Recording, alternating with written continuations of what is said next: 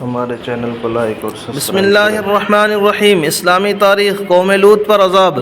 اللہ تعالیٰ نے حضرت لوط علیہ السلام کو اہل صدوم کی ہدایت و اصلاح کے لیے نبی بنا کر بھیجا۔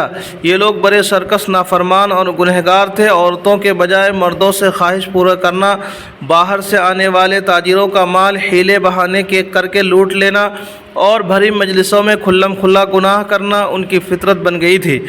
حضرت لوط علیہ السلام نے ان کو تمام برائیوں اور گناہوں سے بچنے اور کی نصیحت فرمائی، اللہ تعالیٰ کا دین قبول کرنے کی دعوت دی اور اس کے عذاب سے ڈرنے کا حکم دیا، مگر ان کی اس دعوت و نصیحت کا قوم پر کوئی اثر نہیں ہوا اور گناہوں سے باز رہنے کے بجائے آپ کو پتھر مار کر بستی سے باہر نکال دینے کی دھمکی دینے لگے اور مذاق کرتے ہوئے عذاب الہی کا مطالبہ کرنے لگے۔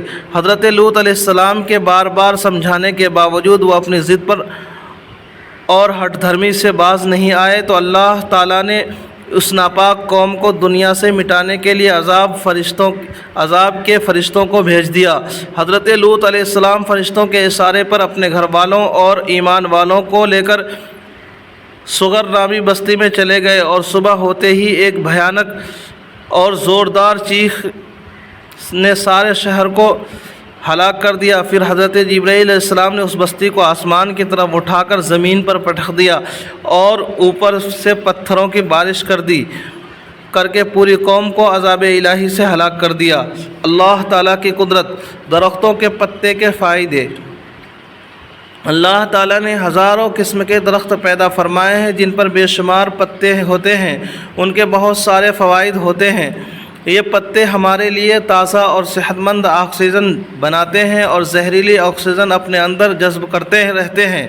اگر اللہ تعالیٰ ان پتوں میں یہ صلاحیت پیدا نہ کرتے تو فضا میں زہریلی گیس پھیل جاتی، جس کے نتیجے میں انسانوں کو بہت سی بیماریاں لاحق ہو جاتی اور انسان کا جینا مشکل ہو جاتا۔ اللہ تعالیٰ نے اپنی قدرت سے درختوں کے ان پتوں کو بنا کر ہم پر بہت بڑا احسان کیا ہے۔ واقعی وہ اپنے بندوں پر بڑا مہربان ہے۔ ایک فرض کے بارے میں دین میں نماز کی اہمیت۔ ایک شخص نے آپ صلی اللہ علیہ وسلم سے عرض کیا، اے اللہ کے رسول، اسلام میں اللہ کے نزدیک سب سے زیادہ پسندیدہ عمل کیا ہے؟ آپ صلی اللہ علیہ وسلم نے فرمایا، نماز کو اس کے وقت پر ادا کرنا، اور جو شخص نماز کو جان بوجھ کر چھوڑ دے اس کا کوئی دین نہیں ہے، اور نماز دین کا ستون ہے۔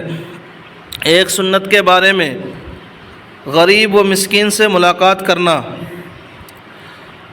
حضرت سہیل بن حنیف رضی اللہ عنہ کہتے ہیں کہ آپ صلی اللہ علیہ وسلم کمزور غربا مسلمین سے ملاقات فرماتے، ان میں کوئی بیمار پڑ جاتا تو ان کی عیادت کرتے اور ان کے جنازے میں حاضر ہوتے تھے۔ ایک اہم عمل کی فضیلت۔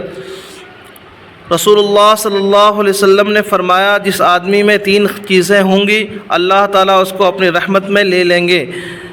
نمبر 1 کمزوروں کے ساتھ نرمی کرنا، نمبر 2 والدین کے ساتھ مہربانی کرنا، نمبر 3 غلاموں کے ساتھ احسان کرنا۔ ایک گناہ کے بارے میں، قیامت کے دن سب سے بدحال شخص۔ رسول اللہ صلی اللہ علیہ وسلم نے فرمایا، قیامت کے دن سب سے برے حال میں اس آدمی کو پاؤ گے جو کچھ لوگوں کے پاس جاتا ہے تو اس کی بات کا رخ اور ہوتا ہے، اور جب اس کے مقابل کے پاس آتا ہے تو دوسری قسم کی بات کرتا ہے۔ دنیا کے بارے میں، صحابہ کرام رضی اللہ عنہم اجمعین کی دنیا سے بیزاری۔ حضرت ابو ہریرہ رضی اللہ عنہ کچھ لوگوں کے پاس سے گزرے جن کے ہاتھوں میں بھنی ہوئی بکری تھی۔ ان لوگوں نے حضرت ابو ہریرہ کو کھانے کے لیے بلایا تو انہوں نے انکار کر دیا اور کہا کہ رسول اللہ صلی اللہ علیہ وسلم اسی حال میں دنیا سے چلے گئے کہ جو کہ روٹی بھی پیٹ بھر کر کبھی نہیں کھائی۔ آخرت کے بارے میں، جہنم کا غصہ۔ قرآن میں اللہ تعالیٰ فرماتا ہے، جب جہنمی لوگ جہنم میں ڈالے جائیں گے تو اس کی خوفناک آواز سنیں گے اور وہ ایسی بھڑک رہی ہوگی کہ گویا غصے کے مارے پھٹ جائے گی۔ طب نبوی سے علاج۔ سفر جل سے دل کا علاج۔ رسول اللہ صلی اللہ علیہ وسلم نے فرمایا، سفر جل یعنی بہی کھاؤ، کیونکہ یہ دل کو راحت و قوت پہنچاتا ہے اور پیدا ہونے والے بچے کے حسن کو بڑھاتا ہے۔ قرآن کی نصیحت۔